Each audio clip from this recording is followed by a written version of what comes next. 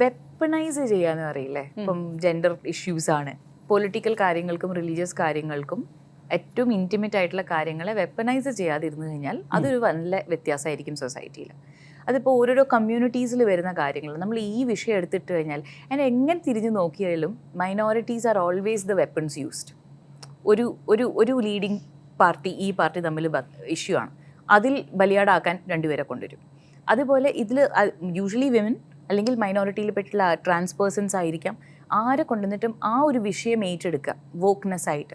അത് വെപ്പണൈസ് ചെയ്യുമ്പം അത് തിരിച്ചറിയാനുള്ള കഴിവ് നമുക്ക് ഉണ്ടാവട്ടെ.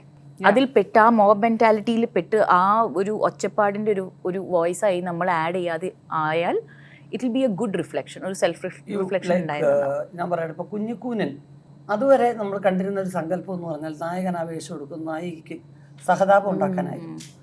അത് ദിലീപിനോടുള്ള ഏറ്റവും വലിയ ബഹുമാനം എന്ന് പറഞ്ഞാൽ ഒരു ആക്ടറായിട്ട് കമലഹാസൻ പോലും ട്രൈ ചെയ്യാത്ത അത്തരം ക്യാരക്ടേഴ്സിനെ ജനകീയവൽക്കരിച്ച് കാണിക്കുക ഏറ്റവും നല്ല ശൈലി അതാണ്.